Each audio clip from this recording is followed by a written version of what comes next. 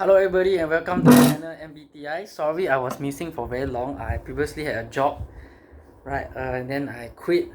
I took a month's break and now I'm looking for a new job again. So on today's video is on logic or criticism. Okay, so what is criticism? Criticism is a scientific way of using the word feedback. So feedback is other people's opinion on you as an individual your ways of the things about you that you need to improve as a person. So today's video will be more on school versus work, right? I went to school previously and I went to work previously, right? So I was just trying to find out the differences, right? So I did create a few videos, but I find that the way I explained was too complicated, so now I'm making a new video about this. Okay, so right, so you may ask me where am I going to get my expertise? Okay, so as you all know, I'm a science degree graduate in psychology. I just before I create this video, I did a lot of research, right, through books, through online, my own life experience at work, and of course a lot of scientific thinking, or as they like to call it, critical thinking, if you want to put it in non-science point of view. And of course in this YouTube video calling channel Logic, right, it's all about logic, right? So we're going to talk about IQ. Right, so what is intelligence quotient? Intelligence quotient, there's a difference between your mental age and your actual age. That means how you think as a person and how old you are. Or in layman's term means informal logic, right? They call it how mature you are, right? But in scientific term, it's called your mental age, right? How well you think, right? As you grow older, hopefully you become more intelligent, right? Or you become more mature, right? So I'm going to lay out some foundation, some basics, right? So intelligence quotients involve memory, right? How well you can remember, processing speed, how fast you can think, comprehension, how much you understand about something, and reasoning, how well you explain your logic, right? So as you know, it's very useful for academics and work, right? School and job, right? And also it's about how consistent you are, meaning like today you get +1 point, tomorrow you get +1 point, and another day you get +1 point. Like how to know if someone is truly intelligent versus someone who's more naturally talented. Like a true intelligent person, right, will be able to keep it consistent. Like if you ask a friend A, let's say about a topic, let's just say work, let's use work for example, like how do I deal with criticism at work, right? You ask the same question every single day, he can give you an answer, but his point of view will be still different because you might be thinking like, oh, today I was scolded, right? They might be angry at your mistake, right? Then the next day they explain to you again saying that we were angry because you did this, but logically you should have done this. So you should be consistent, right? But someone who's naturally talented is just someone who's able just to do it naturally. You ask him why, ask her why he or she doesn't understand. They cannot even explain. It just comes very naturally to the person. That's like men's have men logic, girl have girl logic, or human got human logic, right? Computer got computer logic, right? Like you know what I mean? Like you ask Google a question, right? Google will reply you differently than asking a human a question. So this is what we mean, okay? So I would say that we should always listen to others' opinion, right? And do your best to be balanced in the sense of purpose. Be as well articulate as be verbally fluent, and be opinionated. So meaning you must have your own opinions when it comes to criticism, right? Okay, so I'll before I go to further details, maybe I just give example. So like at school, they do give very harsh criticism. Alright, when I studied for a year, as you all know, I also remodule, right? So I studied a year at school, and then another year I self-studied.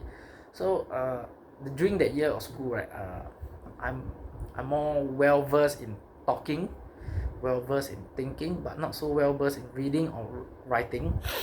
And obviously talking and thinking is of my natural thing, while reading and writing is more of my weakness. So I got a lot of criticism from my lecturer, and I learned, and I did more research, and I did more so-called thinking, rather than just do it very naturally. I try to think more on the perspective that my lecturers educate me. So when it comes to criticism, right, first we must understand that some people tend to be very tense. Right, see, based on my research, it put that thought process causes tenseness. So some people, when they're talking to you like, oh, I'm so angry, I explain thing, right? When you're thinking a lot, a person who overthinks, right, tend to get very, very aggressive and very tense. So sometimes you got to listen to their words rather than their facial expression. So we're not talking saying you go out late at night and then you see someone give you that tense facial, who know that person might try to rob you or what, then obviously you might need to self-defense. That's a different case. But I'm talking like if you're having a conversation with your lecturer or your management at work, sometimes people have very strong thought process because they think a lot. So when they think a lot, they have this very tense facial expression. So try to listen to their words rather than see their facial expression. Okay, try to make your conversation with your lecturer or your management more interesting and engaging. So like if my lecturer were to criticize me and tell me this is my weakness, you wrote it in a way that's very messy, rather explaining it in a systematic way. Like a story needs to have an introduction, a body, and a conclusion, right? So head, body, and tail. But maybe the way I write was right from tail first and then go to the head, then go to body. So when I was criticized this way, I was like, oh yeah, true. This is still academic. I still must write it in the most academically way. And my lecturer was like, no, it's not just academic. Like in general, like if you talk to someone who's not even in science about your problem, the person may not understand. Like you go from tail to head to body, you go from head, body, and tail. So I was like, oh, okay, right. So that's where you learn. And at work, sometimes they criticize you in a very aggressive manner. But as I said, they have a lot of thought process. How pure the thought process, it could be influenced by emotion, right? We'll get that to in a minute, between a pure logic versus problem solving logic, right? But as a human being, we should be a flexible thinker, right? When people criticize you, you should be flexible, right? You should be open to changing your mind. Be careful and cautious. Be careful as in, like, if example your lecturer is criticizing you in your academic, you should not get angry and start to call back your lecturer like, oh, like you bias against me, you don't like me personally, so therefore you are using your authority to suppress me. No, what you should say that, sir or ma'am, I do acknowledge where you are coming from your criticism on my weakness, but rather than telling me my weakness, you should tell me where I can improve. Like for example, I'm like one of my lecturers, he knows that I'm very good at speaking, he knows I'm very good at thinking. He said that, why don't you go and learn to read more, so that speaking and writing is different.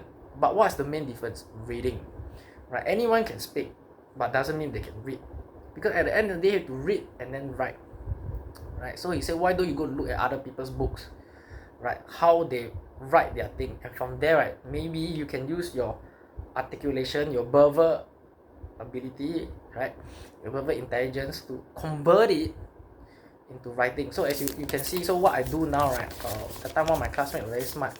She explained to me it's best to write things down step by step. So now I'm very good at verbalizing and articulating, right? I'm very well versed in conversation.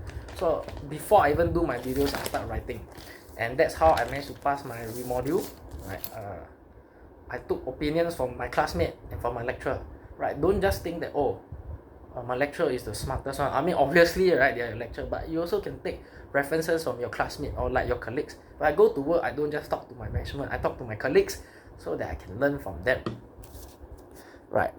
That's what I mean by careful and cautious. Ability to defend oneself via language, right? So you got to improve your language in order to express yourself, right? That's where you need to be well read, right? So the more you read, the more you understand, the more you can, and now there's Google to search for dictionary meaning, like how to express my word. I do not know this word, or I do not know pronounce this word, right? Then you use Google to help you search, right? Okay, and if you have a bunch of hypotheses, means your own idea, try to get it proven with evidence, right? Since psychology is logic with scientific evidence, right? Put a hypothesis to a theory, and then hopefully convert it into practice, right? Ability to understand complicated concepts, right? So in life, right, like example, when I was at school at work, right, I realized school had a lot of so-called pure logic. So pure logic is what? Pure logic is subtraction, meaning like the lecturer say, oh, I want to have a head, body, and tail. It is very like you remove out all the extra stuff and get into the fundamentals, the basic, the foundation. While at work it's more problem solving logic where you need to add this, add that, add this, add that, add this. So you can see pure logic as in a water bottle with pure water. I mean, I just finish my water. Or you can see problem solving logic like at soda drinks or caffeine drinks, right? Coffee, tea, or Coke, Sprite, right?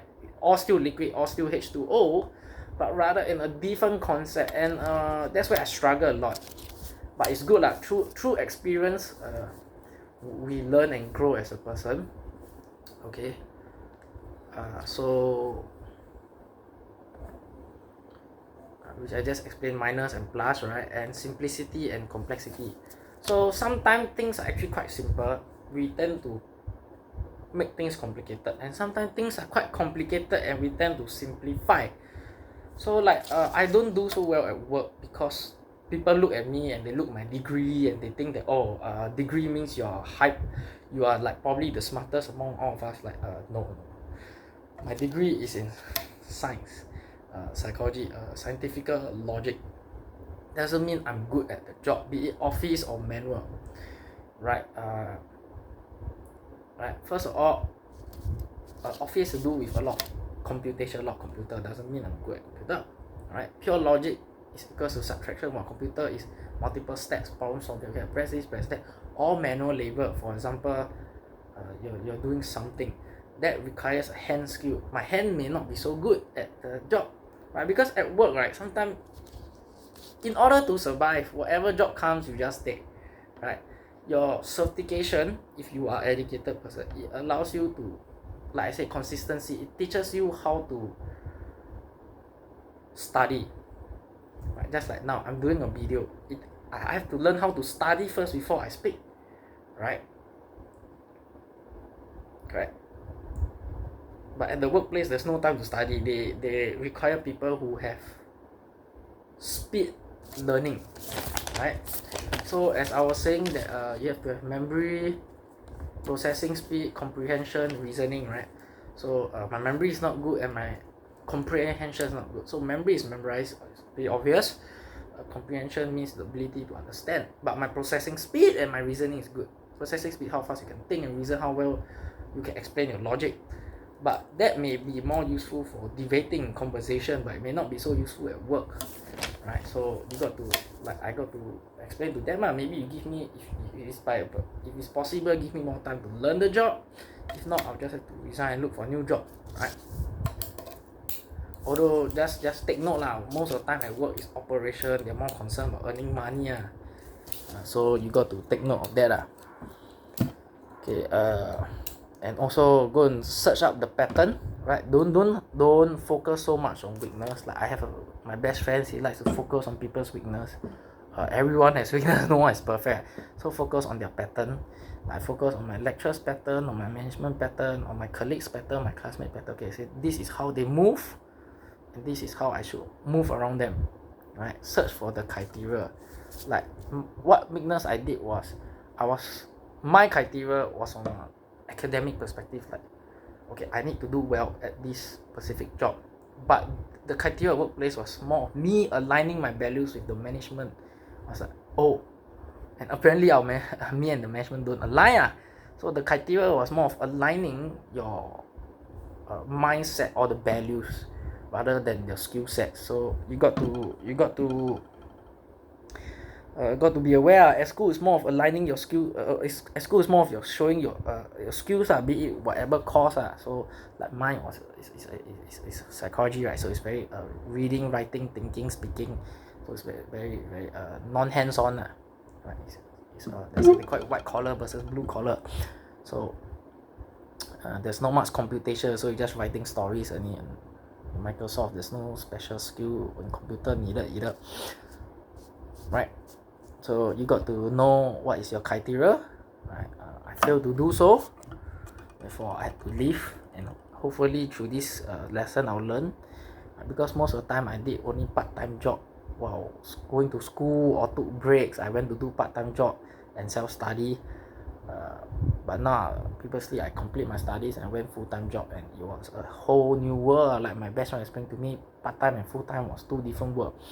Okay, check on your limitations, see what to what level of degree you can reach, right?